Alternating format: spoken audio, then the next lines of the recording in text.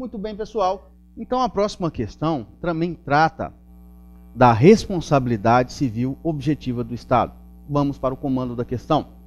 Acerca do tema responsabilidade civil do Estado, assinale a alternativa incorreta. Letra A. No atual regime jurídico brasileiro, convivem as teorias subjetiva e objetiva de responsabilidade do Estado. Letra B.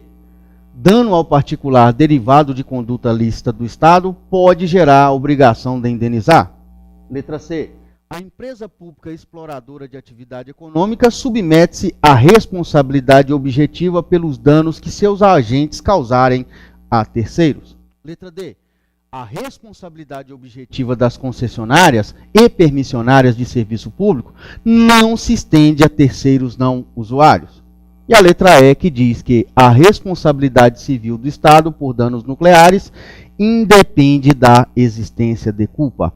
Muito bem, senhores, quem marcou a letra C acertou o item, que diz: a empresa pública exploradora de atividade econômica submete-se à responsabilidade objetiva pelos danos causados que seus agentes causarem a terceiros. Muito bem. Lembrando mais uma vez que o comando da questão diz que nós queremos a questão incorreta. Tá ok, pessoal? Então, segundo a questão, os agentes que prestam serviço nas empresas públicas que atuam na atividade econômica, esses não imputarão a responsabilidade dos danos causados ao Estado. Por quê? A atividade econômica ela vai se igualar à atividade privada. Portanto, o dano causado a terceiros, nesse caso, vai ser de responsabilidade da própria pessoa que o causou. Muito bem, a questão certa, então, o item correto é a letra C. Vamos para a próxima questão, pois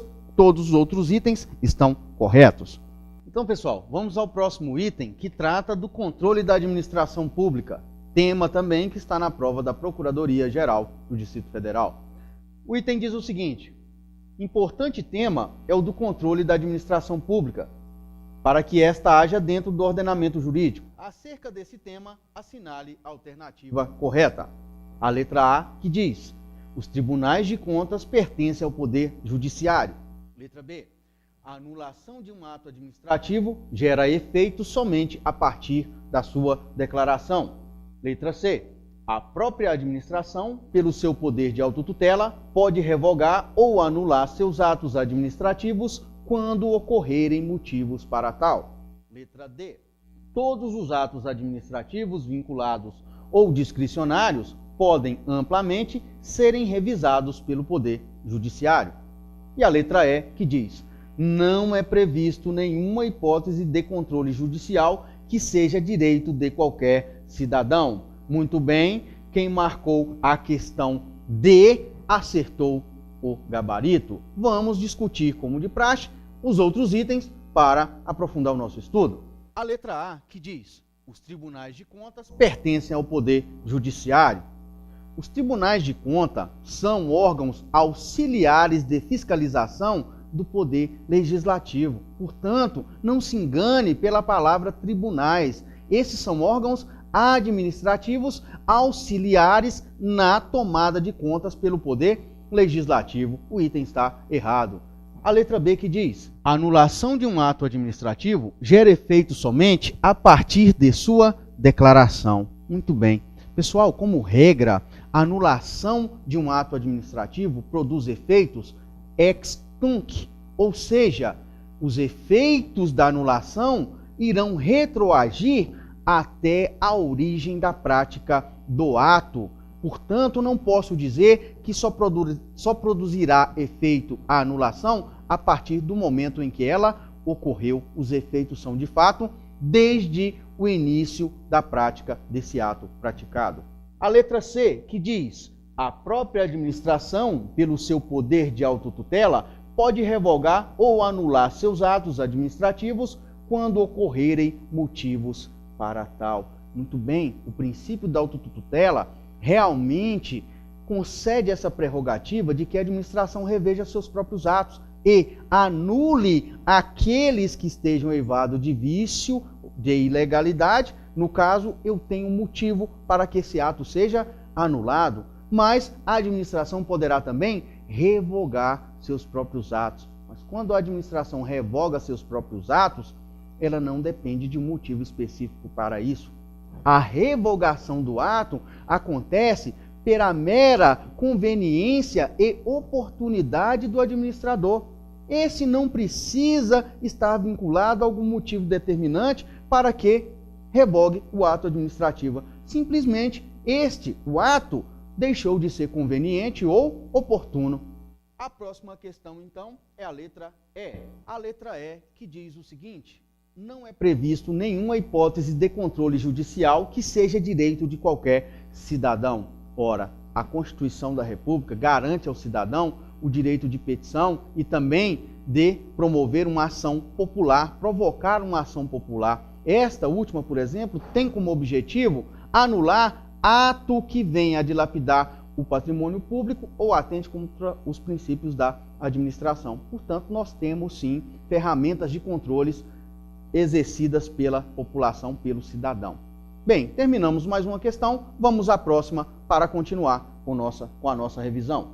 A próxima questão trata sobre um assunto importante que é licitações e contratos, previsto na Lei 8666 do ano de 1993. E o comando dela é o seguinte: com base na Lei número 8.666 do ano de 1993, se a administração comprovar justificadamente que deseja contratar um serviço em que seja inviável a competição, mas se na lei licitatória geral não estiver prescrita expressamente essa hipótese, nos casos de inexigibilidade, caberá ao servidor da área propor ao gestor que, letra A contratação por inexigibilidade seja executada com fundamento legal na inviabilidade de competição.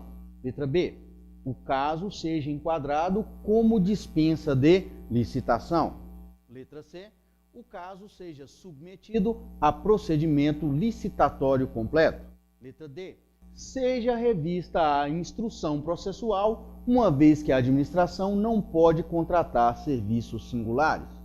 E a letra E, que diz: a própria administração execute o serviço referido com servidores próprios. Muito bem, quem acertou a questão foi aquela pessoa que marcou a letra A como sendo o gabarito. Ou seja, a questão que diz: a contratação por inexigibilidade seja executada com fundamento legal na inviabilidade de competição. Ora, lembremos do comando da questão que diz o seguinte: queria-se contratar um serviço e esse serviço tem natureza singular e não está previsto na Lei 8666, ou seja, não está no artigo 25 como sendo uma hipótese de inexigibilidade. Devemos lembrar do comando do artigo 25, do caput do artigo 25 da Lei 8666, que diz o seguinte: a licitação será inexigível, ou seja, ou haverá inexigibilidade de licitação, toda vez que a competição for impossível ou haja a impossibilidade de competição. Quando o comando do artigo 25 traz para a gente essa informação, quer dizer que eu não posso estar restrito somente às hipóteses elencadas no artigo 25 para inexigibilidade. A lei diz que toda vez que houver impossibilidade de competição, eu posso declarar a inexigibilidade da licitação. Então, mesmo que o caso não esteja prescrito, eu posso declarar a inexigibilidade. Comentemos os outros itens. A letra B que diz: o caso seja enquadrado como dispensa de licitação. Ora, se não há possibilidade de competição, então não há que se falar de dispensa de licitação. Na dispensa, a licitação seria possível, porém há a discricionariedade entre o administrador exercer ou não a licitação, realizar ou não o procedimento licitatório. Ficaria melhor dessa maneira. Muito bem. E a letra C que diz: o caso seja submetido a procedimento licitatório completo. Já explicamos, se é impossibilidade de inexigibilidade, não tem por que ser realizada a licitação. Letra D, que diz: seja revista a instrução processual, uma vez que a administração não pode contratar serviços singulares. Ora, a administração pode sim contratar serviço de natureza singular, ela pode contratar serviços especializados. O próprio artigo 25, em um dos seus incisos, diz que eu posso contratar serviços de natureza singular que sejam executados por profissionais ou empresas com notória especialização. E nesse caso eu contrato mediante a inexigibilidade de licitação. E a letra E, que diz: a própria administração execute o serviço referido com os servidores próprios. A lei não obriga que, se não tem a possibilidade de licitação, eu tenha que realizar o serviço diretamente. Eu posso sim contratar através de terceiros. Muito bem, a próxima questão também trata do tema licitações e contratos, especificamente no caso de dispensa de documentação para realização da contratação. Vamos lá, no comando. Para habilitação nas licitações, exige-se dos interessados a documentação relativa à habilitação jurídica, regularidade fiscal, qualificação técnica e qualificação econômico-financeira.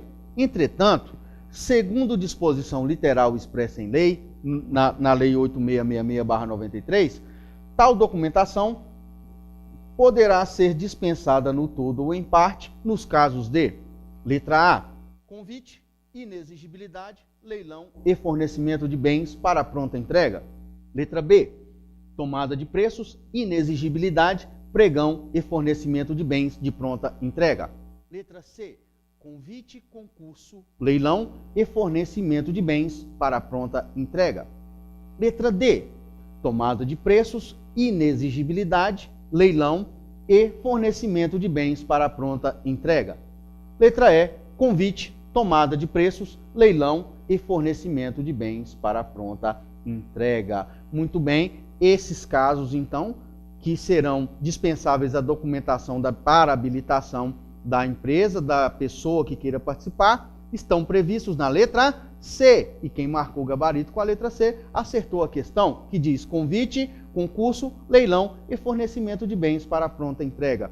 É isso que diz a lei. Eu posso, nesses casos, dispensar a documentação no todo ou em parte. E que fique claro o seguinte: no caso de fornecimento de bens para pronta entrega, independente da modalidade de licitação aplicada, eu poderei dispensar a documentação no todo ou em parte. Nos demais casos, no convite, concurso e também no leilão, esses casos sim, eu posso dispensar no todo ou em parte como regra. Muito bem, pessoal, mais uma questão que nós terminamos.